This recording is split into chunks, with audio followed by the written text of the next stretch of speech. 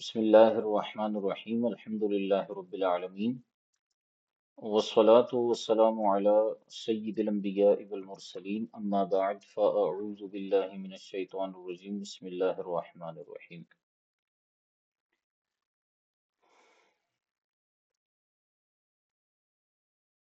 اچھا،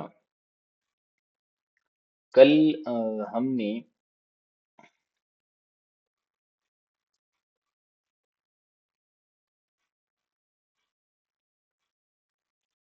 علامہ شامی رحمۃ اللہ تعالی علیہ کی گفتگو یہاں تک دیکھی تھی کہ آپ رحمۃ اللہ تعالی علیہ نے یہ بات بیان فرمائی تھی کہ وہ کتابیں جو جن سے جو ہے وہ فتویٰ نہیں دیا جائے گا، کتب ضعیفہ جن کو قرار دیا تھا، اس سے اوپر جو ہے وہ بحث امام شامی رحمۃ اللہ تعالی علیہ نے وہی فرمائی تھی، طبقات فقہا والی. اور آپ رحمۃ اللہ تعالی علیہ نے جو شعر ارشاد فرمایا تھا کہ جس میں آپ نے یہ بات ارشاد فرمائی تھی کہ راجح اور مرجوح اقوال کی معرفت ہمیں معلوم ہونی چاہیے، اور اس میں واجب ہے قول راجح کی اتباع کرنا. قول مرجوح کی ہم اتباع نہیں کریں گے، قول راجح کو لیں گے اور اسی پر ہم نے خود بھی عمل کرنا ہے. اور اگر ہم سے سوال کیا جائے، فتویٰ طلب کیا جائے، اس میں ہم نے جواب بھی قول راجح والا دینا ہے. اس کے بعد علامہ شامی رحمۃ اللہ تعالی علیہ نے ایک قید کا اضافہ فرمایا تھا عن اہلہ، کہ قول راجح جو ہوتا ہے وہ ہر کوئی بیان کرے گا یا نہیں کرے گا. اب اس میں دو طرح کے مذاہب ہمیں نظر آتے ہیں. ایک تو یہ ہے کہ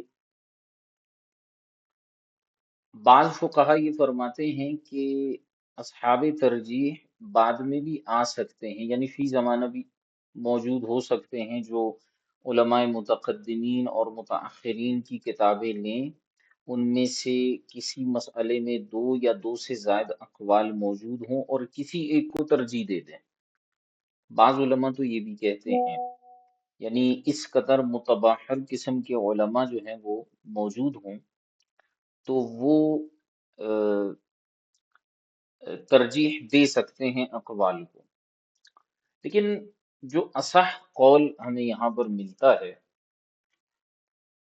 اچھا، جو اصح ترین قول ہے وہ یہ ہے کہ اصحاب ترجیح وہ جو ہیں وہی تھے جن کی تقسیم کاری ہو چکی ہے. اچھا، ایک سوال یہاں پر یہ بھی پیدا ہوتا ہے کہ ان طبقات کو ترتیب دینے والے کون سے افراد تھے جنہوں نے ان کو ترتیب دیا. تو یاد رکھیے گا کہ یہ تقسیم جو ہے وہ حصری تقسیم نہیں ہے کہ طبقات فقہا جو ہے وہ صرف اور صرف یہی سات ہیں. اس سے کم اور اس سے زیادہ بھی ہو سکتے ہیں. ہر کوئی اپنے اعتبار سے تقسیمات کر سکتا ہے.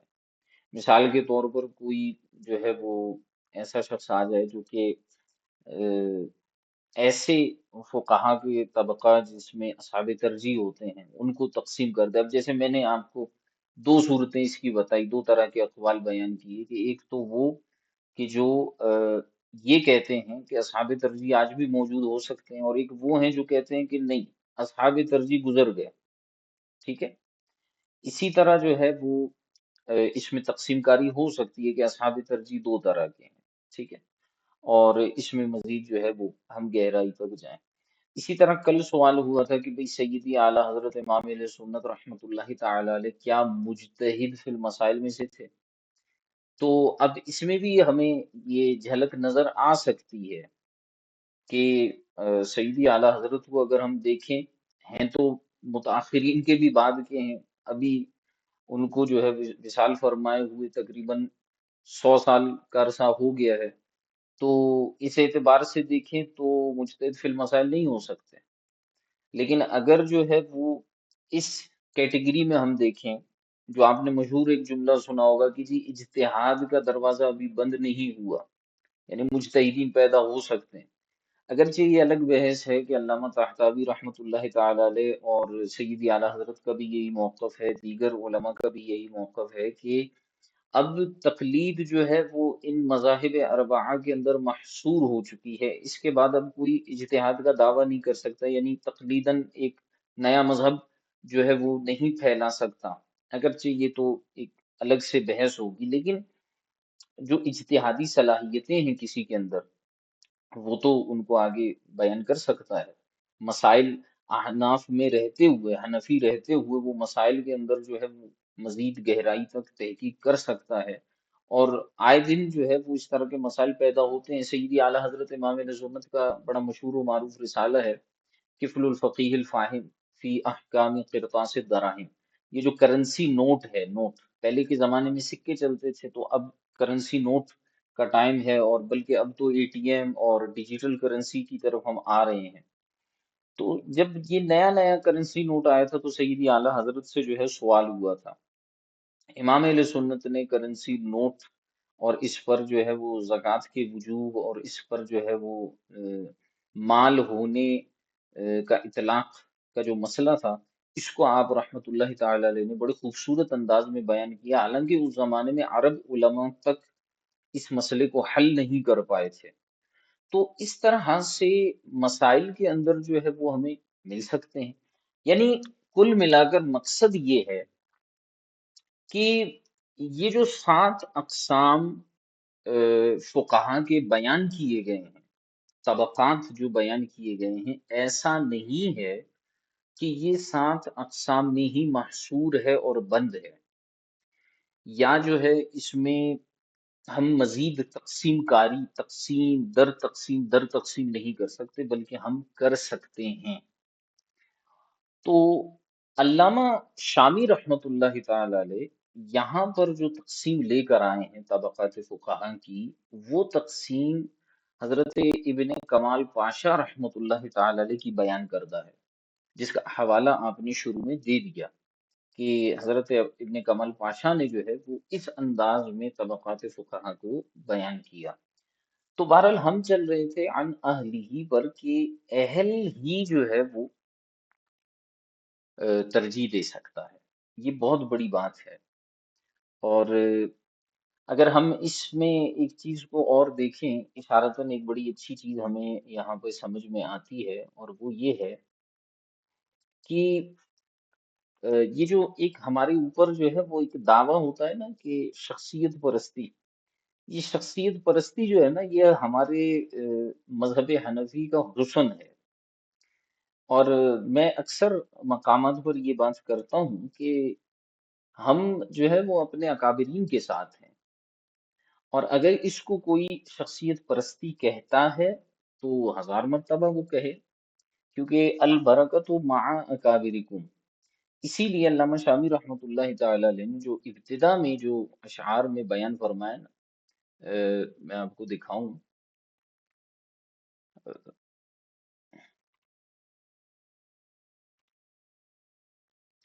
کہ آپ رحمۃ اللہ تعالی علیہ نے ابتداً اشعار کے اندر ہی اس چیز کو بیان کر دیا۔ جی ہاں، یہاں پہ کہ اعلم بان الواجب اتباع ما ترجیحه عن اہلہ، اتباع بھی کرو گے اور اس قول کی کرو گے جس کی ترجیح اس کے اہل سے ثابت ہے، ٹھیک ہے؟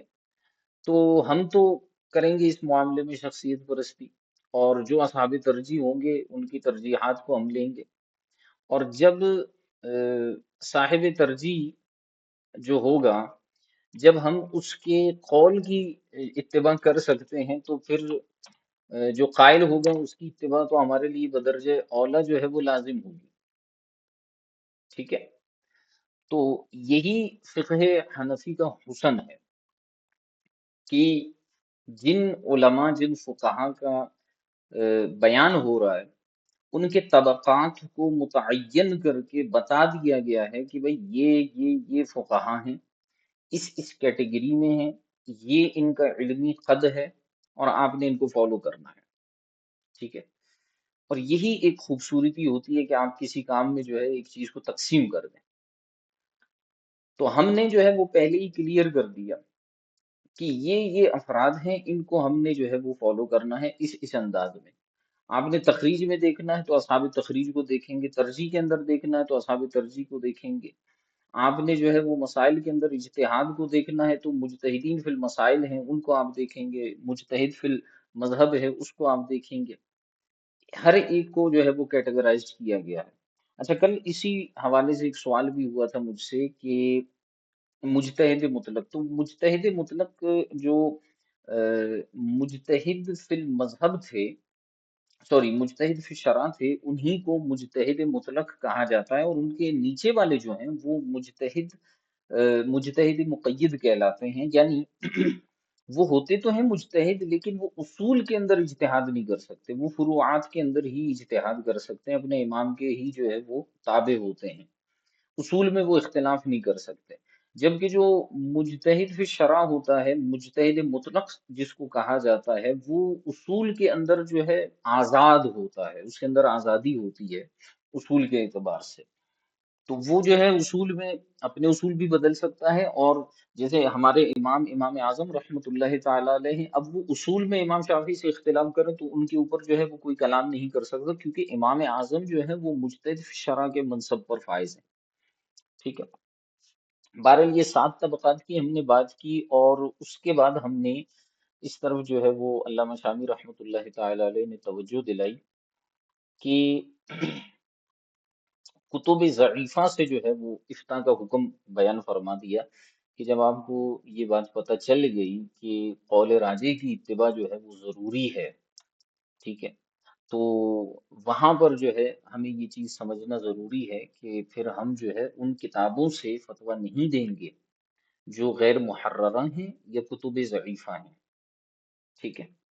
اچھا، یہاں بھی ایک اور بھی پوائنٹ کی چلے میں آپ کو بات بتا دیتا ہوں کہ یہاں اقوال کی اور مسائل فرعیہ کی بات ہو رہی ہے کہ جس میں جو ہے ہم قول راجح کو لیں گے، قول مرجو کو نہیں لیں گے. یہاں پہ اعتقادات کی بات نہیں ہو رہی کہ ہم یہ کہیں کہ جی اعتقادات میں ایک قول راجح ہے، ایک قول مرجو ہے. کل اشارتاً ایک سوال ہوا تھا تو میں اس کے حوالے سے بھی جواب دے دوں کہ مفتی کے پاس تو طرح طرح کے فتوے آتے ہیں، طرح طرح کے سوالات ہوتے ہیں. اب اعتقادات کے حوالے سے سوال ہے تو اعتقاد میں، عقائد کے اندر، علم کلام میں ایسا نہیں ہے کہ کسی مسئلے کے اندر ایک قول قول راجح ہو اور ایک قول قول مرجو ہو.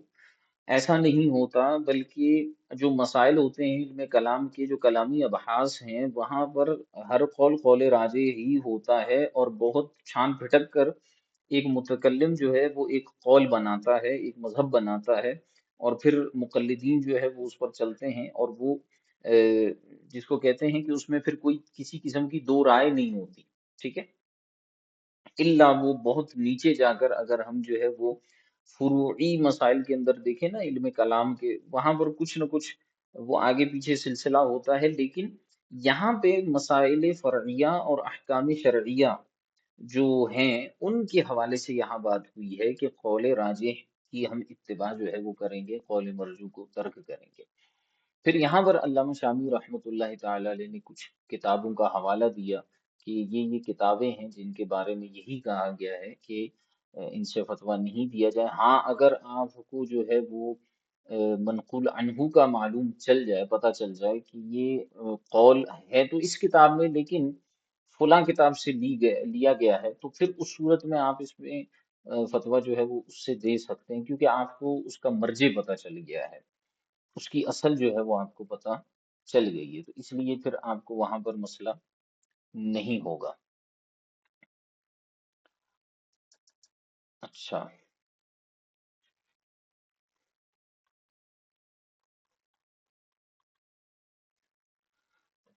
علامہ شامی رحمۃ اللہ تعالی علیہ ایک بحث لے کر آ رہے ہیں، وقوع الخطا فی النقل فی الکتب الفقہیۃ و امثالہ. کتب فقہیہ میں جو ہے وہ خطا واقع ہو جاتی ہے نقل کرتے ہوئے. وقوع الخطا فی النقل فی الکتب الفقہیہ، کتب فقہیہ میں جو ہے وہ نقل کرنے میں خطا واقع ہو جاتی ہے بعض اوقات. یہ بھی ایک بڑا سلسلہ ہے مسائل نقل ہوتے ہیں اور پھر کیا ہو جاتا ہے کہ اس میں نقل کرتے ہوئے خطا آ جاتی ہے۔ کیسے؟ علامہ شامی رحمۃ اللہ تعالی علیہ فرماتے ہیں قلت وقد يتفق نقل قول في نحو 20 كتابا من كتب المتأخرين ويكون القول خطأ أخطأ به أول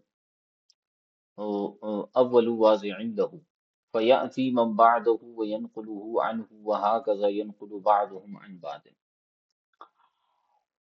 علامہ شامی فرماتے ہیں کہ بات یہ ہے عزیز طلبہ کہ کبھی ایسا بھی ہوتا ہے کہ کوئی ایک قول جو ہے وہ علماء متاخرین کی بیسیوں کتابوں میں جو ہے وہ آپ کو بالاتفاق منقول نظر آتا ہے۔ اچھا، متاخرین اور متقدمین کا تو ہمیں معلوم ہوگا، اگر نہیں معلوم تو یہ میں آپ کو عرض کر دوں، کسی بھی فن کے اندر متاخرین اور متقدمین ہوتے ہیں، یہ صرف فقہ کے اندر نہیں ہوتے بلکہ علم منطق، علم فلسفہ، علم بلاغت، ان علوم کے اندر بھی جو ہے متاخرین اور متقدمین ملتے ہیں، تفاسیر کے اندر ملتے ہیں، تصوف کے اندر آپ کو نظر آتے ہیں، آپ کو علم کلام میں نظر آتے ہیں، کئی جگہوں پہ متاخرین اور متقدمین نظر آتے ہیں۔ متقدمین جو ہوتے ہیں وہ افراد کہلاتے ہیں کسی بھی فن کے، جو ابتدائی، جس کو ہم کہتے ہیں کہ 2 سے 3 جو پیڑھیاں ہوتی ہیں وہ متقدمین کہلاتے ہیں۔ جیسے مثال کے طور پر امام اعظم اور ان کے شاگرد، پھر ان کے شاگردوں کے شاگرد، پھر زیادہ سے زیادہ ان کے شاگردوں کے شاگرد، ٹھیک ہے، یہ وہ افراد ہیں جو متقدمین ہیں۔ اچھا، اسی فن میں اب اس سے آگے جو افراد آتے ہیں اس فن کی تدوین کے بعد، تو وہ متاخرین کہلاتے ہیں، ٹھیک ہے۔ علامہ شامی رحمۃ اللہ تعالی علیہ فرماتے ہیں کہ آپ کو بعض اوقات کیا دیکھنے کو ملتا ہے کہ متاخرین جو ہیں وہ اپنی 20 کتابوں کے اندر فی نحو 20، یہ ایک مثال کے طور پر دے رہے ہیں کہ 20 کتابوں کے اندر جو ہے آپ کو ایک قول بالاتفاق نقل ہوتے ہوئے نظر آتا ہے، ہر شخص اس کو اپنی کتاب میں اتفاقاً نقل کر رہا ہوتا ہے۔ اتفاق سے مراد جو ہے یعنی اس پر اس کا یقین ہوتا ہے، تیقن کے ساتھ وہ اس کو نقل کر رہا ہوتا ہے۔ لیکن ہوتا یہ ہے کہ وہ جو قول ہے نا، وہ خطا پر مبنی ہوتا ہے، وہ قول غلط ہوتا ہے یا خطا پر مبنی ہوتا ہے۔ اخطا بھی اول واضع لہو، پہلا جو واضع ہوتا ہے جس نے اس قول کو بیان کیا ہے اس سے غلطی ہو چکی ہوتی ہے، اب بعد والے کیا کرتے ہیں کہ اسی قول کو اس میں غور و فکر کیے بغیر کہ یہ ہمارا مذہب ہے بھی یا نہیں ہے، وہ اس کو نقل کرتے چلے جاتے ہیں، کرتے چلے جاتے ہیں، کرتے چلے جاتے ہیں، یہاں تک کہ بعد والوں کو، متاخرین کو یوں لگتا ہے جیسے یہی ہمارا مذہب ہے۔ اس لیے فرمایا فیاتی من بعدہ وینقلہ عنہ وہکذا ینقل بعضهم عن بعض، بعد والے جو آتے ہیں وہ اسی طرح اس کو نقل کرتے رہتے ہیں اور اسی طرح یہ سلسلہ چلتا رہتا ہے، اور بعد والے اس کو سمجھتے ہیں کہ یہی ہمارا مذہب ہے، حالانکہ پہلے مقام پر جو ہے وہ خطا ہو چکی ہوتی ہے۔ اب یہ ہمارے لیے بظاہر جو ہے وہ سمجھنے سے تعلق رکھتا ہے کہ کیا ایسا بھی ہو سکتا ہے، تو بالکل ایسا ہو سکتا ہے، بھئی یہ دنیا ہے، یہاں پر بہت ساری چیزیں ممکن ہیں، تو آپ کو کتب فقہ میں بھی یہ چیز نظر آئے گی۔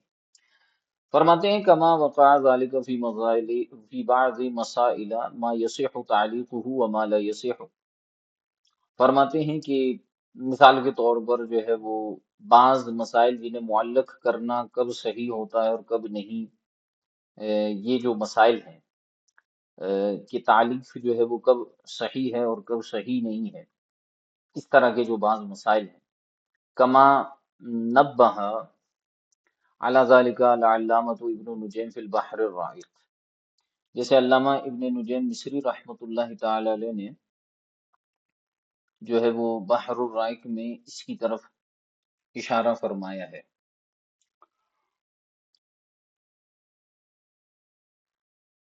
ایک منٹ ذرا صبر کیجیے۔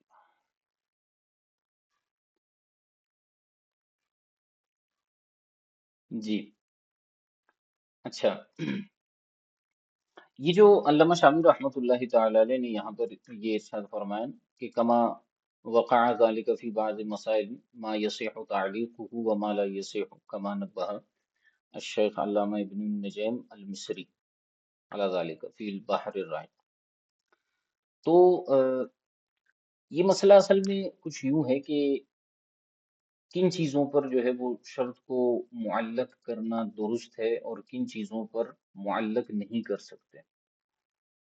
علامہ ابن نجیم مصری رحمۃ اللہ تعالی علیہ یہ صاحب بحر الرائق ہیں. کنز الدقائق جو ہمارے متون میں سے ہے اس کی شرح لکھی ہے علامہ ابن نجیم مصری. کمال کے بندے ہیں فقہ حنفی میں، اور ان کی بڑی مشہور کتاب ہے الاشباح والنظائر، جس کو ہم آگے پڑھیں گے.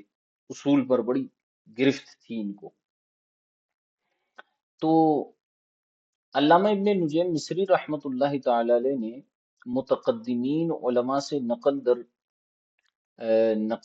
چلتے ہوئے ایک مسئلے کی طرف جو ہے ایک غلطی کی طرف اشارہ کیا ہے. جیسے یہ بیان فرمایا انہوں نے کہ اعتکاف کے بارے میں فرمائے کہ اعتکاف ان معاملات میں سے ہے کہ جس پر حلف لیا جا سکتا ہے یا نہیں. ٹھیک ہے، یعنی جس پر ہم قسم کھا سکتے ہیں یا نہیں. اعتکاف،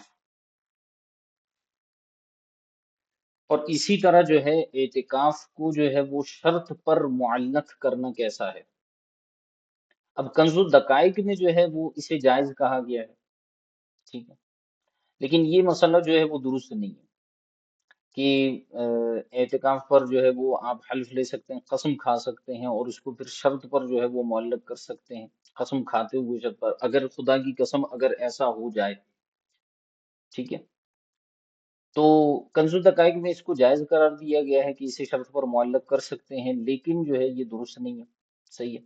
اس مقام پر جو ہے وہ علامہ ابن نجیم مصری رحمۃ اللہ تعالی علیہ نے جو ہے پھر کچھ مسائل کو بیان فرمایا. جب کنز الدقائق میں اعتکاف والے مسئلے میں پہنچے اور اسے شرط پر معلق کرنے یا نہ کرنے کی بحث چھیڑی، تو آپ نے فرمایا کہ بھئی یہ صاحب کنز الدقائق نے جو مسئلہ نقل کیا ہے یہ اصل میں خطا پر مبنی ہے، جس کو آپ نے جائز فرمایا ہے کہ ہم جو ہے اس کو شرط پر معلق نہیں کر سکتے. اور پھر آپ نے جو ہے کچھ مسائل کی طرف اشارہ فرمایا کہ یہ مسائل ایسے ہیں جن میں نقل کرنے میں جو ہے وہ خطا واقع ہوئی ہے. تو اسی کی طرف امام شامی رحمۃ اللہ تعالی علیہ نے جو ہے وہ فرمایا کما وقع ذلك فی بعض مسائل ما یصح تعلیقہ وما لا یصح، جن کی تعلیق جو ہے وہ شرط پر کرنا صحیح ہے یا نہیں ہے صحیح. تو ان کی طرف جو ہے علامہ ابن نجیم مصری رحمۃ اللہ تعالی علیہ نے بحر الرائق جو کنز الدقائق کی شرح ہے اس میں اشارہ فرمایا. اب اس میں سے ایک اہم مسئلہ ہے وہ علامہ شامی خود نقل فرماتے ہیں، مسئلۃ الاستیجار علی تلاوت القرآن. بڑی مارگت العرا بحث ہے اور بڑی خوبصورت ہے اگر ہم اس کو سمجھ جائیں. دیکھیں جی، مسئلہ یہ ہے کہ کوئی شخص اگر تلاوت قرآن کرتا ہے، قرآن جو ہے وہ پڑھتا ہے. اب مثال کے طور پر ہمارے ہاں فی زمانہ جو ہے وہ ایسا ہوتا ہے کہ حفاظ کرام کو مدارس سے بلایا جاتا ہے اور انہیں کہا جاتا ہے کہ آپ ہمارے گھر میں آ کر جو ہے وہ قرآن کریم کی تلاوت کریں، جس کو ہم قرآن خوانی کہتے ہیں. اب لوگ جو ہے وہاں پر جو طلبہ ہیں مدارس کے وہ جا کر جو ہے وہ قرآن پاک پڑھتے ہیں. بعض مقامات پر یہ دیکھا گیا ہے کہ وہاں پر جو ہے وہ پیسے لیے جاتے ہیں کہ جی ہم قرآن پڑھنے آئے ہیں تو ہمیں جو ہے وہ آپ پیسے دے دیں. اچھا، بعض مقامات پر باقاعدگی سے جو ہے وہ اس پر تنخواہیں باندھی جاتی ہیں، قرآن پڑھنے پر بھی اور پڑھانے پر بھی. یعنی ایک جگہ پہ کسی کی ڈیوٹی لگا دی جاتی ہے کہ بھائی آپ نے ڈیلی جو ہے نا وہ مائک پر یا ویسے ہی میرے گھر میں آ کر، میرے آفس میں آ کر، میری دکان میں آ کر آپ نے ڈیلی ایک پارہ جو ہے وہ قرآن کریم پڑھنا ہے. اب اس کو لوگ ہدیے کا نام دے دیتے ہیں، خدمت کا نام دے دیتے ہیں، ہوتا وہ اجارہ ہی ہے، اسے پیسوں پہ رکھا گیا ہے. اچھا، اسی طرح کا ایک اور مسئلہ ہے مؤذن اور ائمہ کرام جو ہمارے ہاں پائے جاتے ہیں. جو جو ائمہ کرام ہیں انہیں پتہ ہوگا، تنخواہیں لیتے ہیں ماشاءاللہ سے مساجد کے اندر. تو وہاں پر کیا ہوتا ہے کہ وہ مساجد میں جو ہے وہ تنخواہیں لے رہے ہوتے ہیں امامت پر، مؤذنی وغیرہ پر. اب بات یہ ہے کہ کیا ایسا کرنا درست ہے یا نہیں؟ اب ہمارے علماء اور فقہا تو یہ فرماتے ہیں، بات یہ ہے کہ بھائی یہ ہیں عبادتیں، اور اصول یہ ہے، آپ اپنے پاس اس کو محفوظ کر کے رکھ لیں کہ عبادت جو ہوتی ہے نا اس پہ اجارہ نہیں ہوتا، اس پہ معاوضہ نہیں ہوتا. ٹھیک ہے، کیونکہ وہ عبادت ہے، اور عبادت جو ہے اس کے اندر جتنا زیادہ خلوص ہو سکتا ہے، اخلاص ہو سکتا ہے، وہ ضروری ہے. اس کے بغیر جو ہے وہ آپ کا سلسلہ نہیں چل سکتا. خالصتاً آپ للہیت کے لیے کر رہے ہیں. امام صاحب ہیں، وہ جب نماز کے لیے ہاتھ اٹھاتے ہیں تو وہ کیا کہتے ہیں کہ بھئی نیت کرتا ہوں میں 4 رکعت نماز عشاء کی، خالص اللہ کے لیے. اچھا، چار خالص اللہ کے لیے جو ہے وہ نیت کر رہے ہیں، لیکن اس کے ساتھ ساتھ جو ہے وہ خیال یہ ہوتا ہے کہ اس مہینے کی تنخواہ مجھے پتہ نہیں اب کمیٹی والے جو ہے وہ لیٹ دیں گے یا پہلے دیں گے. اور لڑ جھگڑ کے بھی آئے ہوتے ہیں بعض اوقات کہ یار اگر جو ہے وہ کل تک مجھے تنخواہ نہیں ملی تو میں تو جو ہے وہ ان کو ڈرانے کے لیے نکل جاؤں گا، 2-4 دن کی چھٹی لگا دوں گا یا 2-4 نمازوں کی چھٹی لگا دوں گا تاکہ یہ مجھے تنخواہ جو ہے وہ دے دیں. تو یہاں پر تو مسئلہ یہ ہو رہا ہے کہ لوگ جو ہے وہ تو تنخواہ کے لیے پڑھا رہے ہیں، حالانکہ بات یہ ہے کہ عبادتیں جو کی جاتی ہیں، طاعت جو کی جاتی ہے، وہ ہمیشہ ہمیشہ اللہ تبارک و تعالیٰ کی رضا اور خوشنودی کے لیے کی جاتی ہے. تو علامہ شامی رحمۃ اللہ تعالی علیہ نے اسی مسئلے کو لیا اور ارشاد فرماتے ہیں، ذرا سمجھیے گا بات کو، مسئلۃ الاستیجار علی تلاوت القرآن، قرآن کریم کی تلاوت پر جو ہے وہ اجارہ لینے کا مسئلہ. اب یہ کیا مسئلہ ہے ذرا اس کو دیکھیے. فرماتے ہیں وَمِن ذَلِكَ مَسْأَلَةُ الْإِسْتِئْجَارِ عَلَى تِلَاوَةِ الْقُرْآنِ الْمُجَرَّدَةِ، انہی مسائل میں سے جن میں جو ہے نقل کرتے ہوئے خطا واقع ہو گئی، وہ ہے استئجار علی تلاوت القرآن کا مسئلہ. قرآن کریم کی تلاوت پر پیسے لینے، یعنی تنخواہ لینا، استئجار اجارے سے نکلا ہے، تنخواہ لینے کا مسئلہ ہے. فقد وقع لصاحب السراج الوہاج والجوہرہ شرح القدوری انہ قال، فرماتے ہیں کہ سراج الوہاج یہ ایک کتاب ہے، اور اسی طرح الجوہرۃ النیرہ یہ تو بڑی مشہور کتاب ہے، قدوری شریف کی شرح ہے، امام ابو بکر حدادی حنفی رحمۃ اللہ تعالی علیہ کی. ان سے اس مسئلے میں ایک خطا واقع ہو گئی. کیا خطا واقع ہوئی کہ انہوں نے کیا کیا، انہوں نے فرمایا حیث قال انہ قال کہ ان المفتى به صحة الاستئجار، انہوں نے کہا کہ قرآن کریم کی، اچھا یہاں میں نماز اور اذان کی فی الحال بات نہیں کر رہا، میں قرآن کریم کی تلاوت کی بات کر رہا ہوں، اس کو پوائنٹ ذہن میں رکھیے گا. انہوں نے کہا کہ جو قرآن کریم کی تلاوت کرنا ہے، پڑھانے کی بھی بات نہیں ہو رہی، کرنے کی بات ہو رہی ہے. جیسے میں نے مثال دی نا کہ جو ہے وہ حفاظ کرام جاتے ہیں یا کسی کو آپ رکھ لیتے ہیں، تو جو قرآن کریم کی تلاوت ہے اس کی صحت پر مفتہ بھی قول موجود ہے. یعنی مفتہ بھی قول کے مطابق قرآن کریم کی تلاوت پر اجارہ لینا، اجرت لینا، یہ صحیح ہے.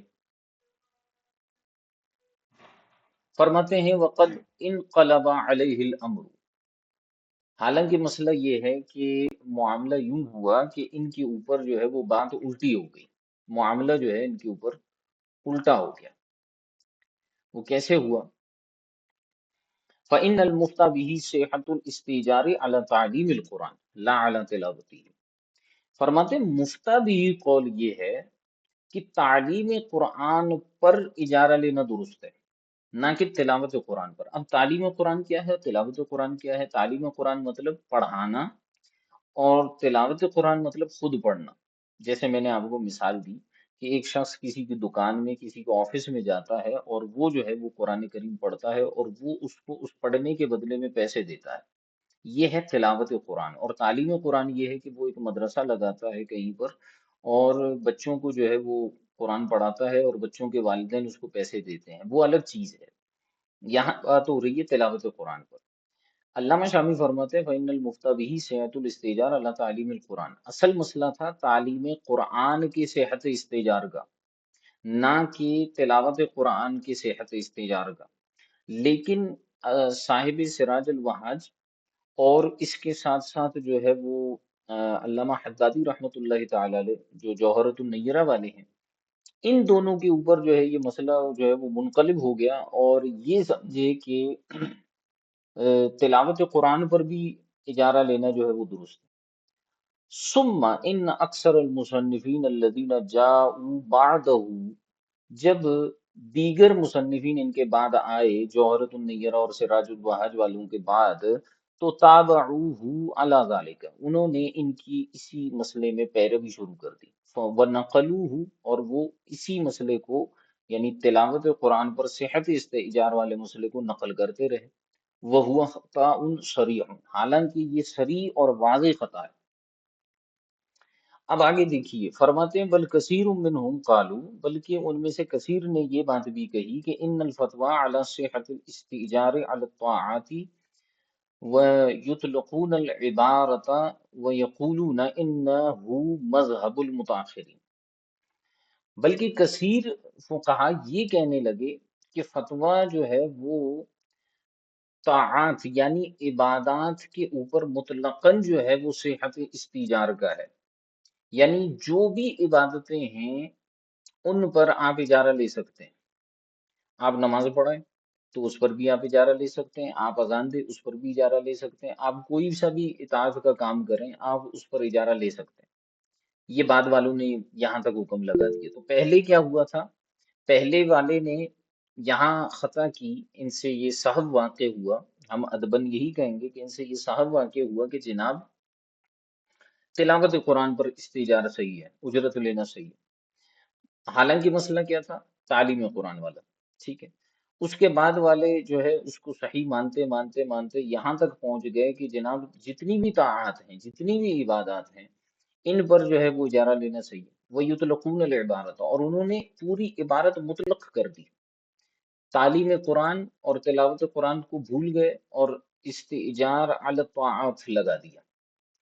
ٹھیک ہے، وَيَقُولُونَ إِنَّهُ مَذْهَبُ الْمُتَأَخِّرِينَ، اور پھر یہ کہنے لگے مزے کی بات کہ یہ متاخرین کا مذہب ہے، حالانکہ متاخرین کا یہ مذہب ہے ہی نہیں. وَبَعْضُهُمْ يَفْرَعُ إِلَى ذَلِكَ صِحَّةَ الْاِسْتِجَارِ عَلَى الْحَجِّ، اور پھر ان میں سے کچھ ایسے بھی فقہا تشریف لے کر آئے کہ جنہوں نے یہاں تک کہا کہ بھئی حج پر بھی اجارہ لینا صحیح ہے. یعنی میں اگر کسی کو حج کے لیے بھیجوں گا تو اس کو پیسے دوں گا کہ بھائی جان یہ جو ہے آپ میری طرف سے حج کرنے جائیں اور یہ میں آپ کو 1 مہینے کی تنخواہ بھی دے دیتا ہوں. ایک تو حج بدل ہوتا ہے، بندہ اس کو جو ہے وہ زیادہ راہ دے دیتا ہے، وہ الگ چیز ہے، لیکن اس کو باقاعدہ سے ایک تنخواہ دے دیں کہ بھئی یہ 1 لاکھ روپے تمہارے ہیں، یہ تمہاری تنخواہ ہے اور جا کے میری طرف سے حج کر کے آ جاؤ. وَهَذَا كُلُّهُ خَطَأٌ أَصْرَحُ مِنَ الْخَطَأِ الْأَوَّلِ، کہتے ہیں یہ ساری کی ساری چیزیں جو ہے یہ خطا ہیں، اور یہ جو ہے وہ پہلی والی جو خطا تھی صرف تلاوت قرآن والی اس سے زیادہ صریح اور واضح ہے. فقد اتفقت النقول عن ائمتنا الثلاثه ابی حنیفہ و ابی یوسف و محمد ان الاستئجار علی الطاعات باطل. حالانکہ فرماتے ہیں کہ جتنے بھی روایات ہیں نقول ہیں وہ ہمارے ائمہ ثلاثہ یعنی امام اعظم ابو حنیفہ، امام ابو یوسف، امام محمد رحمہ اللہ تعالی، ان سب سے جتنے بھی نقول اور اقوال آئے ہیں وہ سب اس چیز پر متفق ہیں کہ اطاعات کے اوپر عبادات کے اوپر استیجار کرنا، اجارہ لینا، تنخواہ لینا، اجرت لینا یہ باطل ہے. لیکن جاء من بعدهم من المجتہدین الذین هم اہل التخریج والترجیح فافتوا بصحته على تعلیم القرآن للضرورت. یہاں تبدیلی پیدا ہوئی. یہ تو متقدمین تھے، امام اعظم ابو حنیفہ، امام ابو یوسف، امام محمد، یہ کہتے تھے کہ بھئی استیجار علی الطاعت باطل ہے۔ اچھا اس کی وجہ کیا ہے؟ اب ذرا سمجھیے گا، اس کی وجہ یہ ہے کہ یہ خیر القرون کا زمانہ تھا۔ امام اعظم ابو حنیفہ رحمۃ اللہ تعالی علیہ تابعین میں سے تھے، ٹھیک ہے؟ وہ جو حدیث مبارکہ ہے، خیر القرون قرنی ثم الذین یلونہم ثم الذین یلونہم، کہ بہترین زمانہ میرا ہے، پھر وہ جو ان کے ساتھ ہے، پھر وہ جو ان کے ساتھ ہے، یعنی نبی علیہ الصلوۃ والسلام کا، پھر صحابہ کا اور تابعین کا۔ تو تابعین میں امام اعظم ابو حنیفہ تھے۔ امام اعظم ابو حنیفہ اور ان کے دونوں صاحبین جو تھے، امام ابو یوسف اور امام محمد، اس زمانے میں جو ہے وہ لوگ عبادتیں جو ہیں وہ خلوص کے ساتھ کیا کرتے تھے۔ آپ کو ہر جگہ جو ہے وہ قاری قرآن نظر آتے تھے، آپ کو جو ہے آئمہ نظر آتے تھے، آپ کو مؤذن، ہر جگہ ہر شخص جو ہے وہ قرآن کو سمجھتا تھا اور پڑھتا تھا۔ اس لیے انہوں نے کہا تھا کہ بھئی طاعات کے اوپر، عبادات کے اوپر جو ہے آپ اجارہ نہیں لے سکتے، اجرت نہیں کر سکتے۔ لیکن کیا ہوا، علامہ شامی فرماتے ہیں جاء من بعدهم من المجتہدین الذین هم اہل التخریج والترجیح، وہ مجتہدین جو اہل تخریج تھے اور اہل ترجیح تھے۔ اہل تخریج کی ہم بات پیچھے کر چکے ہیں کہ وہ جو مبہم اقوال کی جو ہے وہ تفصیل بیان کریں، ٹھیک ہے؟ اور اصحاب ترجیح جو ہیں وہ تھے جو راجع و مرجوع کے درمیان جو ہے وہ ترجیح دیں۔ وہ جب آئے تو انہوں نے کیا کیا، فَأَفْتَوْا بِصِحَّتِهِ، انہوں نے کہا کہ جی اجارہ لینا صحیح ہے۔ کس چیز پر؟ اعلیٰ تعلیم القرآن، قرآن پاک پڑھانے پر صرف انہوں نے قرآن پاک پڑھانے کی صرف اجازت دی تھی، ضرورت تھی۔ یہ ایک چیز آ رہی ہے جس کو ہم آگے بھی دیکھیں گے، ضرورت کی بنا پر۔ فَإِنَّهُ كَانَ لِلْمُعَلِّمِينَ عَطَايَا من بیت المال، فرماتے ہیں ایک تو وجہ جو میں نے آپ کو بیان کی کہ پہلے جو ہے وہ اخلاص کا زمانہ تھا، آپ کو ہر جگہ جو ہے وافر مقدار میں قرآن کریم کے جو ہے وہ قاری اور معلمین ملا کرتے تھے، ایک وجہ یہ۔ دوسری وجہ یہ ہے، علامہ شامی فرماتے ہیں کہ اس زمانے میں بیت المال کا جو نظام تھا وہ بڑا ایکٹیو تھا، تو بیت المال سے جو ہے وہ تنخواہیں ملا کرتی تھی، بیت المال سے جو ہے وہ عطائیں ہوا کرتی تھی، اور جو معلمین تھے، قرآن پڑھنے پڑھانے والے تھے، ان کو جو ہے وہ کسی بھی قسم کے روزگار کے حوالے سے ٹینشن نہیں تھی، پریشانی نہیں تھی۔ اس لیے فرماتے فَإِنَّهُ كَانَ لِلْمُعَلِّمِينَ عَطَايَا مِن بیت المال، بیت المال سے ان کے لیے بڑی عطائیں ہوا کرتی تھی۔ وَانْقَطَعَتْ، لیکن بعد میں کیا ہوا، جو اصحاب تخریج اور اصحاب ترجیح کا اور متاخرین کا جب زمانہ آیا تو بیت المال سے عطائیں جو ہیں وہ منقطع ہو گئی، زمانے بدلے، ریاستیں بدلی، حکومتیں بدلی، ٹھیک ہے؟ تو پھر کیا ہو گیا کہ معاملات جو ہے وہ مختلف ہو گئے۔ فَلَوْ لَمْ يَصِحِّ الْاِسْتِئْجَارُ وَأَخْذُ الْأُجْرَةِ لَضَاعَ الْقُرْآنُ، فرماتے ہیں اگر اس زمانے میں بھی فقہا جو ہے وہ استئجار کی اجازت نہ دیتے اور وہاں پر بھی جو ہے اجرت لینا صحیح نہ ہوتا، تو پھر کیا ہوتا، قرآن کریم ہی ضائع ہو جاتا، وفی ہی ضیاء الدین، اور اگر قرآن ضائع ہو جاتا، اس کی تعلیم ضائع ہو جاتی تو گویا دین ضائع ہو جاتا۔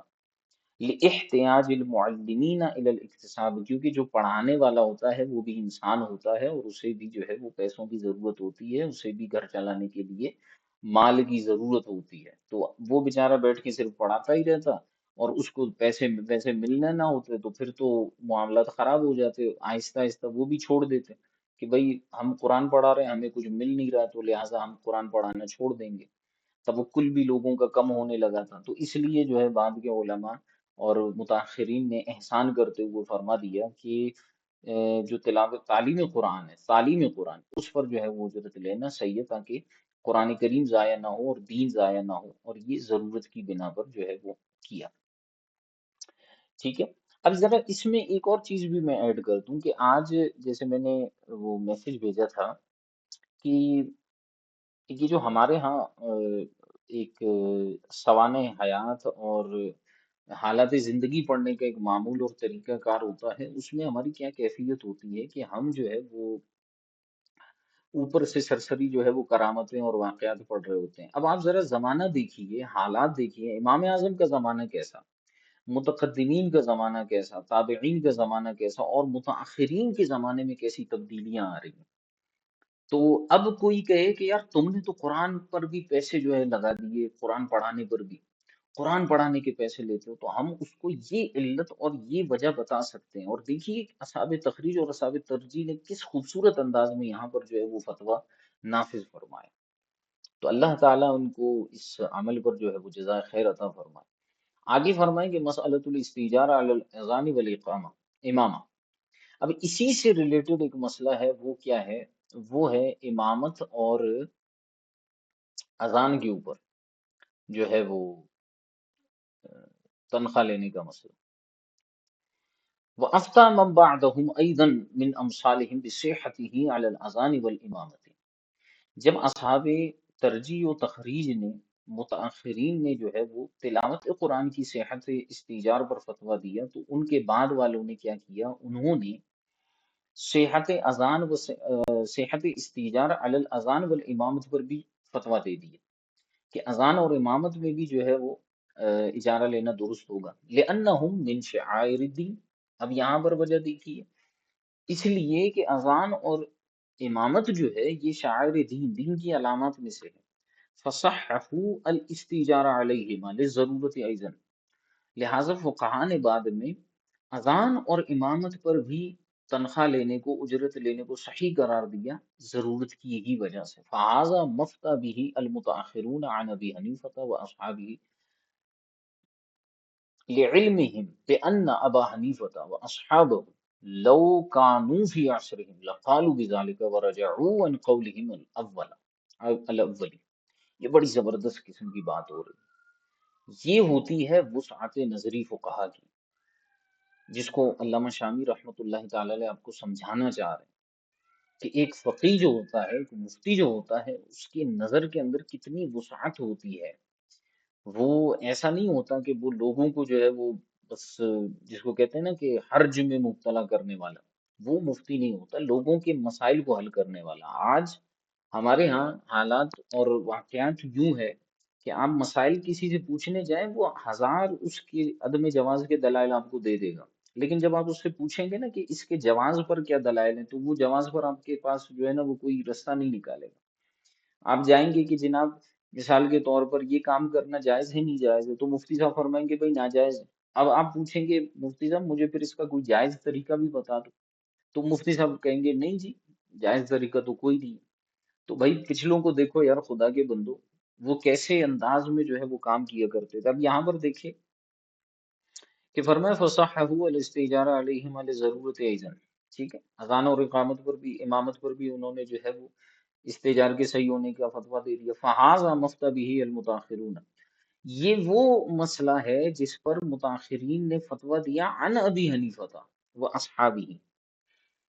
انہوں نے فتویٰ تو خود دیا، اچھا امام اعظم اور ان کے اصحاب کا مذہب یہ تھا کہ طاعات پر اجارہ لینا باطل ہے، لیکن متاخرین نے امام اعظم اور ان کے صاحبین سے ہی نقل کرتے ہوئے، انہی کے اصولوں کو لیتے ہوئے فتویٰ دیا ہے۔ اب یہاں پچھلے دنوں بھی میں یہ بات کر رہا تھا اور آگے بھی یہ بات آئے گی، دیکھیے بظاہر ہمیں یوں لگ رہا ہے کہ ہم نے اپنے امام کی مخالفت کر دی، امام اعظم کہہ رہے ہیں کہ طاعات پر جو ہے وہ اجارہ لینا باطل، ان کے اصحاب کہہ رہے ہیں طاعات پر اجارہ لینا باطل، لیکن بعد کے متاخرین کہہ رہے ہیں کہ اجارہ لینا صحیح ہے، لوگے تو کوئی مسئلہ نہیں، گناہ گار بھی نہیں ہوں گے۔ امام صاحب کہہ رہے ہیں باطل ہے، اور متاخرین یہ فتویٰ دے بھی کس کے تحت رہے ہیں؟ عن ابی حنیفہ و اصحابی۔ کیوں؟ لعلمہم، کیونکہ بعد کے متاخرین کو یہ پتا تھا، بأن ابا حنیفہ و اصحابہ، کہ اگر امام اعظم ابو حنیفہ اور ان کے اصحاب لو کانوا فی عصرہم، اگر وہ اس زمانے میں ہوتے، لقالوا بذالک، تو وہ بھی یہی فتویٰ دیتے کہ استیجار علی علی تلاوت القرآن، علی تعلیم القرآن، علی الاذان والامامت، تو وہ بھی یہی کہتے کہ یہ جائز ہے۔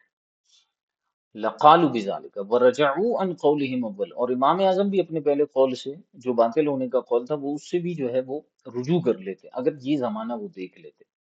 اور یہ اتنی کمال کی بات علامہ شامی نے لکھی ہے، حضرت اما عائشہ صدیقہ طیبہ طاہرہ رضی اللہ تعالی عنہا کا واقعہ ہے، بڑا مشہور واقعہ ہے کہ عورتوں کو جو ہے وہ مساجد میں جانے کی اجازت تھی نبی کریم صلی اللہ علیہ وسلم کے زمانے میں، تو پیارے محبوب صلی اللہ علیہ وآلہ وسلم ارشاد فرمایا کرتے تھے کہ لا تمنعوا اعمال اللہ مساجد اللہ، کہ اللہ کی بندیوں کو مسجدوں میں آنے سے نہ روکو۔ یہ ہم جو ہے وہ الفضل الموہبی میں بھی یہ بات پڑھ چکے ہیں نا احادیث کے بیان میں۔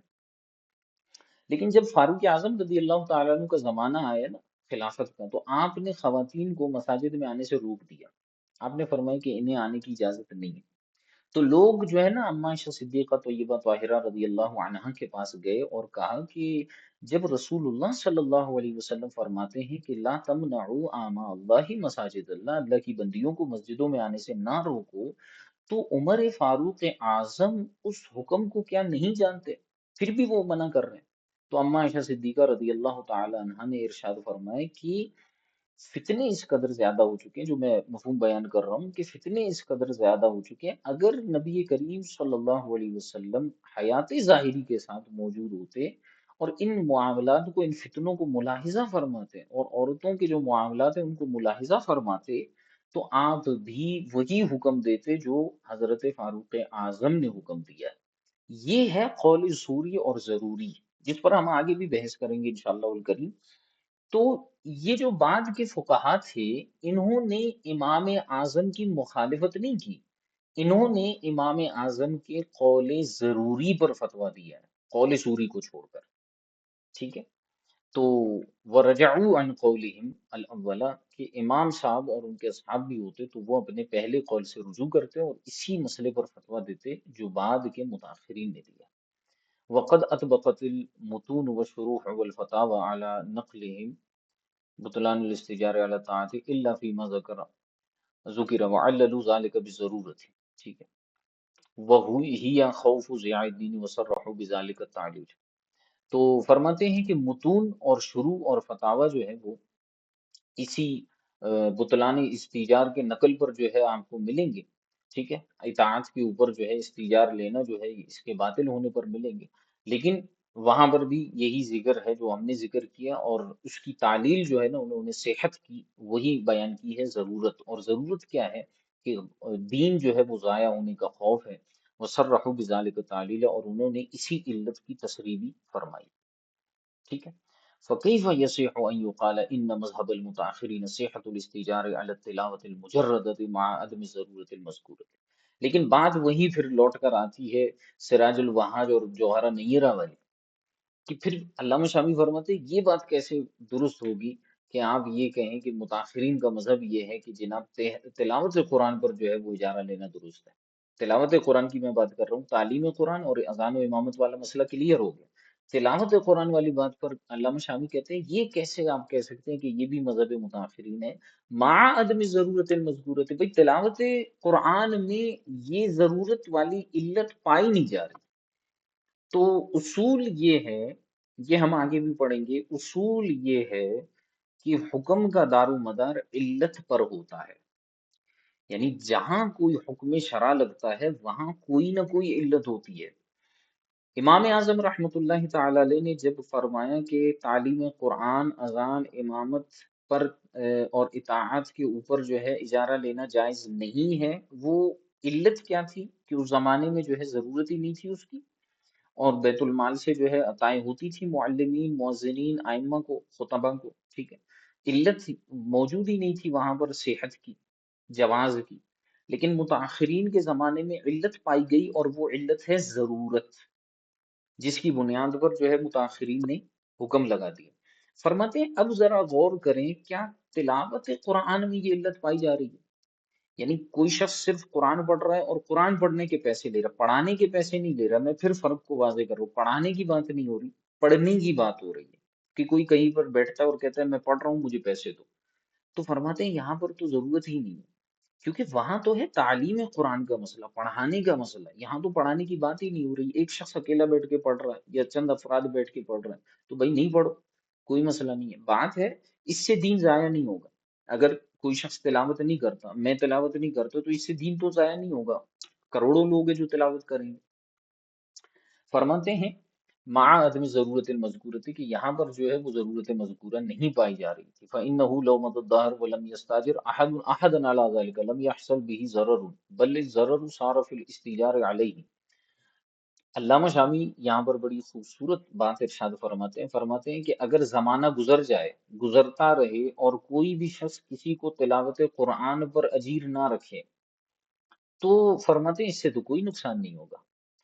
بل الضرر صار فی الاستیجار علیہ، بلکہ نقصان یہ اس وقت ہوگا جب آپ تلاوت قرآن پر اجیر رکھو گے، حیث صار القرآن مکسبا و حرفتا، وہ ایسے کہ قرآن جو ہے وہ کسب کا ذریعہ بن جائے گا، اور یہ ایک حرفہ بن جائے گا، جس کو ہم کیا کہتے ہیں کہ کمائی کا ذریعہ، اور ایک لوگ جس کو کہتے ہیں کہ ہنر کے طور پر لوگ اس کو سیکھیں گے، اور پھر جو ہے وہ کہیں گے کہ جی پڑھنے پر بھی پیسے مل رہے ہیں۔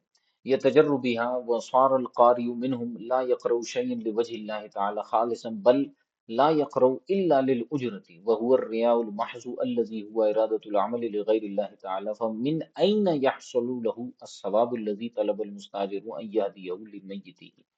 فرماتے تو پھر ثواب کیسے حاصل ہوگا کہ وہ بندہ جو اجارے پر کسی کو رکھ رہا ہے، اور اس لیے رکھ رہا ہے کہ میرے جو ہے میت کو ثواب ہوگا۔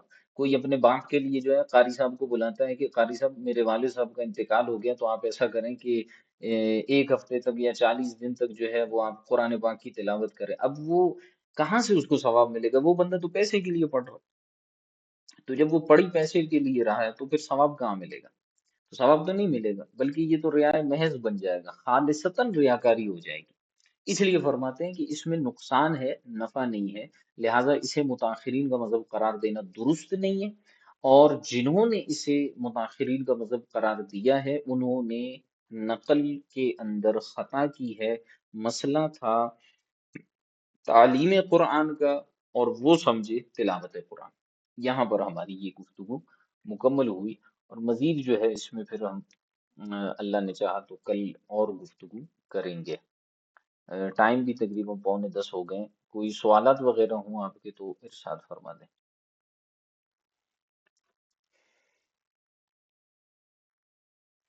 جی جناب، سوالات وغیرہ؟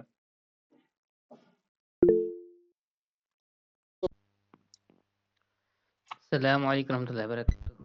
وعلیکم السلام ورحمۃ اللہ۔ استاد محترم، ہم نے پڑھا کہ کافی متون شروحات جو ہے نا بطلان اجرت پہ ملیں گی، کیا وہ بھی جو مثال شروحات ہیں وہ اگر طبقات فقہا میں سے ہوں، یا پھر مجتہدین میں سے، یا مذاہب میں سے ہوں، یا اصحاب ترجیح یا تخریج میں سے ہوں، ان کا کیا حکم ہوگا پھر؟ سمجھے نہیں میں آپ کی بات کو۔ حضور اپنے فرمایا کہ جو کافی متون شروحات مل جائیں گی بطلان اجرت پہ، اجرت تلاوت قرآن پہ، تعلیم قرآن پہ، اگر ہوں، یہی الفاظ اس کی اجرت منع ہے کسی فقہا، کسی مستند فقیہ کی کتاب میں موجود ہو، تو پھر اس کا کیا حکم ہوگا جس کا ہم پیروی کر اگر رہے ہوں پہلے سے؟ اگر مگر کے ساتھ تو نہیں چلے نا، کیا موجود ہے یا نہیں ہے؟ سوال یہ ہے،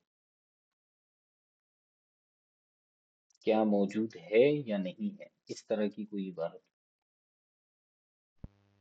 حضور یہ تو کبھی دیکھی نہیں۔ جن فقہا نے اس کے جواز کا فتویٰ دیا وہ متاخرین میں سے ہیں، متقدمین نے جواز کا فتویٰ نہیں دیا۔ آج اگر میں متقدمین کی عبارت لے کر بھی آتا ہوں تو متاخرین کے اس تعلیل اور علت کی وجہ سے اس مطلق عبارت کو میں مقید کروں گا اس شرط کے ساتھ، ٹھیک ہے؟ یعنی مثال کے طور پر اگر میں ظاہر الروایہ امام محمد کی کتاب لے کر آتا ہوں کہ بھئی امام محمد نے جو ہے وہ سیر کبیر میں یا جامع کبیر کے اندر جو ہے امام محمد نے فرمایا کہ طاعات پر جو ہے وہ اجرت لینا باطل ہے، میں کہوں گا بالکل درست فرمایا ہے، لیکن آیا اصحاب تخریج اور اصحاب ترجیح نے اس قول کی کوئی تعلیل بیان کی ہے؟ اس سے کچھ چیزوں کو مستثنا قرار دیا ہے؟ تو میں پھر متاخرین کی طرف رجوع کروں گا، اور متاخرین جو ہے وہ مجھے بتائیں گے کہ ہاں بالکل ایسا ہی ہے، یہ مطلق نہ رہا، اس زمانے میں امام محمد نے اسی زمانے کے اعتبار سے فتویٰ دیا تھا، آج وقت زمانہ بدل گیا ہے، ضرورت ہے کہ قرآن کو اور دین کو ضائع ہونے سے بچایا جائے، اس لیے معلمین ہونے چاہیے، آئمہ خطبہ مؤذنین ہونے چاہیے، اس لیے ہم جو ہے وہ ضرورتاً اس کی اجرت کا جو ہے وہ پھر حکم دیں گے۔ یہ ہے اصل مسئلہ۔ بات آئی سمجھ میں آپ کو؟ ماشاء اللہ، یہ حضور سمجھ آ گئی حضور، جی، اور جزاک کوئی اللہ سوال؟ خیر۔ اور سوال؟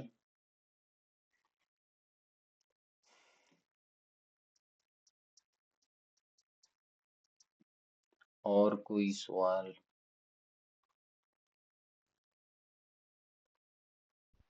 کوئی سوال تو نہیں؟ مطلب علم متعلق جو مقصد کہ ہر قول راجع ہوتا ہے، تو یہ کسی بھی کتب کے اندر موجود ہو، مثلا علم کلام کی کوئی بھی کتب ہوں تو کوئی بھی معتبر یا کتب، اب معتزلہ کی کتب آپ لے کر آئیں گے، آپ کہیں گے کہ جی یہ بھی قول راجح، تو ایسا تو ہوگا نہیں۔ اصل میں علم کلام کے جو مسائل ہوتے ہیں نا، مسائل کلامیہ، یہ ہوتے ہیں، اللہ آپ کا بھلا کرے، بڑے جو ہے نا وہ غور و فکر کے بعد، اور اکثر جو ہے یہ ہوتے ہیں منصوص علیہ، ٹھیک ہے، جن پر نص ہوتی ہے۔ ہم جن مسائل کی آج گفتگو کر رہے ہیں نا، یہ منصوص علیہ نہیں ہے۔ اب آپ کو جو ہے وہ ان پر، یہ مثال کے طور پر اجرت علی تعلیم القرآن والامامت والاذان، اس میں آپ کو نص تو ملے گی نہیں۔ فقہا نے جو ہے وہ ایک وجہ بیان کی، ایک علت بیان کی، اور اس علت کے پیش نظر ایک حکم لگا دیا۔ اچھا، وہ علت مفقود ہو گئی، ایک نئی علت آ گئی، تو بعد والوں نے جو ہے وہ جواز کا فتویٰ دے دیا۔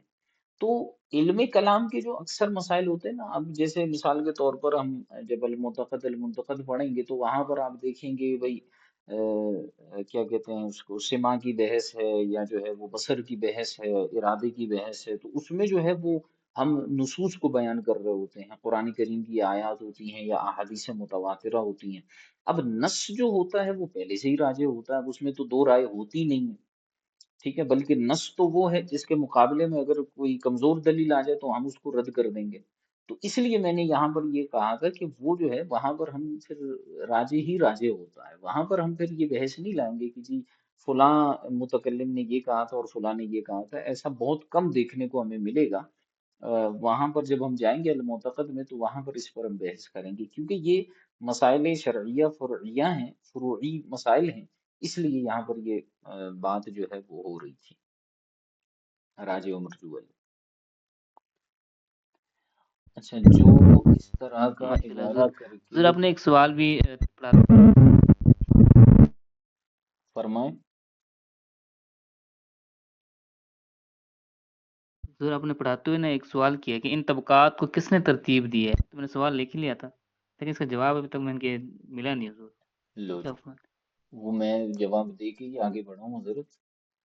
میں اس میں یہی کہا نا کہ یہ علماء اور فقہا نے ہی یہ طبقات رکھے ہیں، اور اپنے علم کی بنیاد پر، جیسے یہ والے جو طبقے ساتھ بیان کیے ہیں، یہ علامہ ابن کمال پاشا نے بیان کیے ہیں، جس کو علامہ شامی نقل کر رہے ہیں، ٹھیک ہے۔ ہو سکتا ہے ان کے علاوہ دیگر فقہا نے دیگر طبقات، کسی نے 6 بیان کیے ہوں، کسی نے 7 سے زیادہ بیان کیے ہوں، تو یہ محصور نہیں ہوتے نا، کوئی ایسا نہیں ہے کہ یہ منصوص علیہ جو ہے طبقات ہیں کہ اس سے کم اور زیادہ نہیں ہو سکتے۔ تو ہر ایک نے اپنے دور کے حساب سے دیکھا کہ بھئی اصحاب ترجیح، اصحاب تخریج، اس طرح سے انہوں نے ان کے نام رکھے، اور یوں نام رکھتے رکھتے جو ہے یہ 7 طبقات بن گئے۔ اچھا، جو اس طرح حضور کا بہت اجارہ کر کے خوب پیسے سمجھ کئی آئی ماشاء سالوں اللہ۔ سے لے رہے ہوں، ان کا کیا حکم ہے؟ کس طرح کا اجارہ کر کے منصور بھائی؟ تلاوت قرآن پر یا تعلیم قرآن پر؟ اگر تعلیم قرآن پر ہے اور جو ہے وہ اس پر ہے، اذان و امامت پر ہے، پھر تو کوئی مسئلہ نہیں ہے۔ رہی بات تلاوت قرآن پر، تو بچنا چاہیے اسے، فی الحال تو ہم یہی کہیں گے کہ اسے بچنا چاہیے، نہ کرے ایسا، تلاوت قرآن پر اجارہ نہ کرے۔ اور اس کا سب سے بہترین جو ہے وہ طریقہ یہ ہے کہ وہاں پر جو ہے وہ واضح طور پر کہیں کہ میں جو ہے وہ آپ سے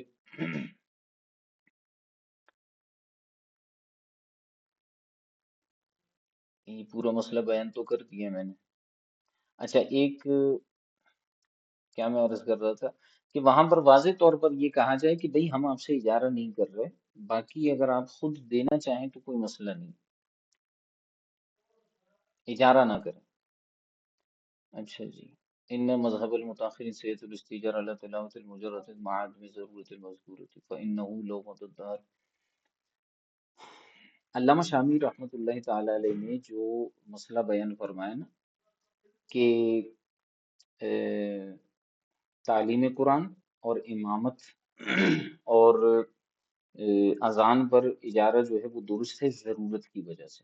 اس کے بعد علامہ شامی ایک سوال اٹھاتے ہوئے یہ بات کر رہے ہیں فَكَيْفَ يَصِحُ أَن يُقَالَ، تو پھر یہ بات کیسے صحیح ہوگی؟ یہ الزامی جواب دے رہے ہیں جوہرت النیرہ والے اور السراج الوہاج والوں کو، کہ جنہوں نے کہا تھا کہ تلاوت قرآن پر بھی استحجار بلکہ طاعات پر بھی استحجار جائز ہے۔ تو علامہ شامی نے ضرورت کی علت بیان کی، اور ضرورت کی علت بیان کرنے کے بعد آپ فرماتے ہیں کہ یہ بات کہنا کیسے سے ہوگا کہ ان مذہب المتاخرین صحت الاستیجار علی التلاوت المجردۃ، کہ متاخرین کا مذہب جو ہے وہ یہ ہے کہ تلاوت صرف محض تلاوت پر، مجردہ کا معنی محض تلاوت قرآن پر جو ہے وہ اجارہ لینا درست ہے۔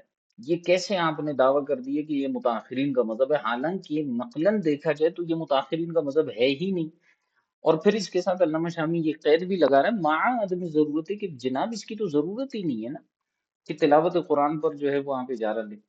تعلیم قرآن پہ سمجھ میں آتا ہے کہ ضرورت پائی جا رہی ہے، اذان میں اجارے پہ سمجھ میں آتا ہے کہ ضرورت پائی جا رہی ہے، امامت پہ سمجھ میں آ رہا ہے کہ ضرورت پائی جا رہی ہے، تلاوت قرآن میں اجارہ لینے پہ کون سی ضرورت ہے؟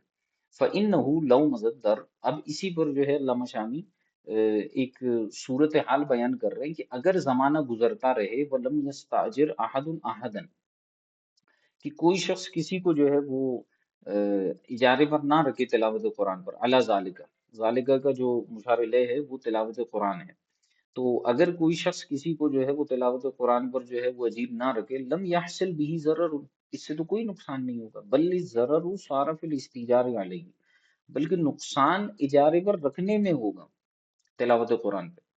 کیوں؟ حیث صار القرآن مکسبا و حرفتا، کیونکہ ایسی صورت میں قرآن جو ہے وہ کسب کا ذریعہ بن جائے گا، اور جو ہے وہ لوگوں کے لیے یہ گویا کہ ایسے بن جائے گا جیسے لوگ دیگر جو حرفے ہیں اور کام ہیں وہ اپناتے ہیں، یہ تجربیہا، جن کے ذریعے جو ہے وہ لوگ کمائی کرتے ہیں، وصار القاری منہم لا یقرؤ شیئا لوجہ اللہ تعالی، تو ایسی صورت میں قاری جو ہوگا نا قراء میں سے، وہ اللہ کے لیے نہیں پڑھ رہا ہوگا خالصاً، بل لا یقرؤ الا للاجرتی، بلکہ وہ صرف اجرت کے لیے تلاوت کر رہا ہوگا، وہو الریاء المحض، اور یہ ریاء محض ہی تو ہے اجرت کے لیے پڑھنا، الذی ہوا ارادۃ العمل لغیر اللہ تعالی، اور ریاء محض کی تعریف کر دی کہ ریاء محض کہتے ہیں کہ جی بندہ عمل کا ارادہ کرے غیر اللہ کے لیے، فمن این یحصل له الثواب، تو پھر ایسی صورت میں قاری کو کیسے ثواب حاصل ہوگا؟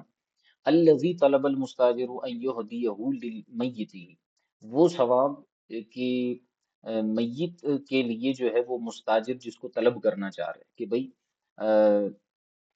قاری صاحب کو قرات کرنے پر ثواب ملے گا، پھر قاری صاحب جو ہے وہ ایصال ثواب کر دیں گے۔ اب قاری صاحب کو قرات پر ثواب ہی نہیں مل رہا کیونکہ قاری صاحب تو پڑھی پیسے کے لیے رہے ہیں، تو پھر جو میت کے لیے مستاجر پڑھوا رہے تو پھر تو کوئی فائدہ ہی نہیں ہے، صرف زبانی کلامی جو ہے وہ ایصال ثواب کیا جا رہا ہے۔ تو یہ اس عبارت کا جو ہے وہ عرض کر دیا میں نے۔ اچھا جی، تراویح کی اجرت جناب، تراویح جو ہے اس کو علماء جو ہے وہ امامت کے ضمن میں لاتے ہیں، اس لیے اس کی اجرت درست ہے۔ اچھا، اس میں ایک اور چیز میں ایڈ کر دوں گا، عدم جواز کا حکم سخت نہیں ہے۔ اچھا، نرم رکھ لیتے ہیں جناب، آپ کے ہاتھ میں نرم رکھ لیں آپ عدم جواز۔ اچھا استاد، اس صورت میں وقت کا اجارہ ہوتا ہے نماز تراویح وغیرہ کے لیے، تو کیا یہ مذکور؟ ہاں، یہی میں بات آپ کو بتانے جا رہا تھا کہ مزید اس میں بعد میں فقہا نے جو ہے وہ آسانی یہ پیدا کی۔ اچھا، بعض فقہا اب بھی یہی کہتے ہیں کہ چونکہ ضرورتاً اجازت دے دی گئی ہے تعلیم قرآن اور امامت و اذان پر اجارے کی، تو آپ عین نماز پر بھی اجارہ کر سکتے ہیں، لیکن محتاط فقہا بعد میں یہ کہتے ہیں کہ اس میں آپ وقت کا اجارہ کریں۔ تو اب اگر آپ جو ہے وہ تراویح میں مثال کے طور پر وقت کا اجارہ کرتے ہیں کہ جیسے میں نماز عشاء سے جو ہے وہ 1 گھنٹے یا 2 گھنٹے بعد تک کا اجارہ کرتا ہوں، تو پھر اس میں کوئی جو ہے وہ مسئلہ نہیں ہوگا، ٹھیک ہے۔ رہی یہ بات تلاوت قرآن والی، تو اس کو جو ہے وہ علامہ شامی کہہ رہے ہیں کہ یہ خطا پر مبنی ہے، اور اس میں زیادہ چانسز یہی پائے جاتے ہیں کہ اس میں لوگ پھر اس کو جو ہے وہ کسب اور حرفہ بنا دیں گے، تو اس لیے جو ہے اس صورتحال سے بچنا چاہیے۔ اب تراویح میں اگر یہ معاملہ نہ ہو نا، آپ حفاظ کو نہ دیں تو آپ کو حافظ نہ ملے رمضان میں، پھر کیا کریں گے؟ اس میں کرنا پڑے گا آپ کو مجبوراً، قرآن پڑھنے والے ہی نہیں ملے گا۔ جی حضور، اور کوئی سوال؟ اور کوئی سوال؟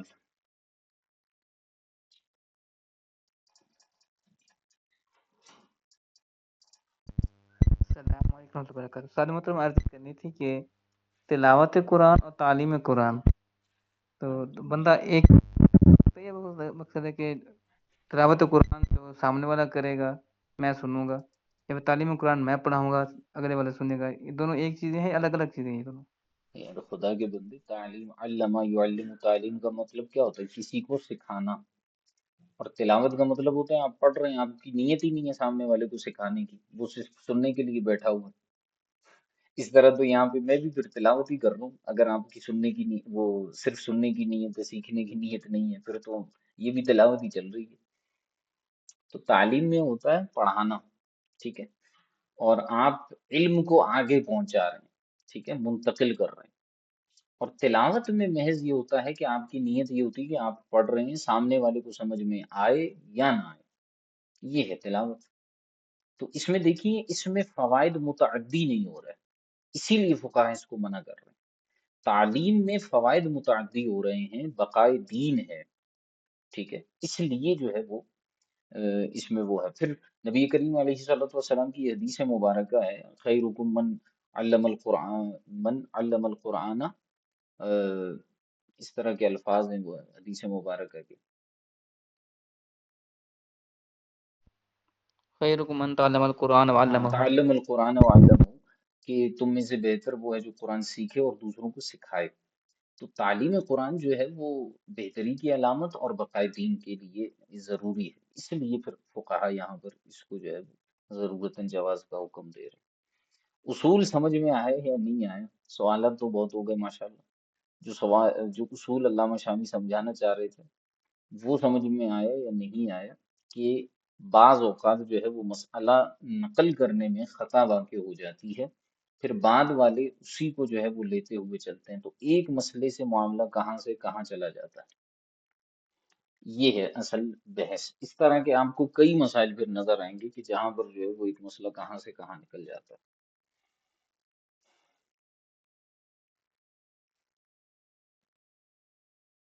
چلیں جناب، وقت بھی جو ہے وہ کافی ہو چکا ہے، اللہ کریم آپ سب کو برکت عطا فرمائے۔ جزاکم اللہ تعالی خیر کثیرہ۔ انشاءاللہ کل نئے ٹاپک کے ساتھ ملاقات ہوگی۔ سبق کو جو ہے وہ اچھے انداز میں دہرائیے گا۔ آج سبق مختصر ہوا ہے لیکن تفصیل میں نے بیان کرنا ضروری سمجھا، اس لیے اس کے اندر جو ہے اتنی وضاحت جو ہے وہ بیان کی تاکہ اچھے انداز میں آپ کو اس اصول جو ہے وہ صحیح معنوں میں سمجھ میں آئے۔ جزاکم اللہ تعالی خیر کثیرہ۔ السلام علیکم ورحمۃ اللہ تعالی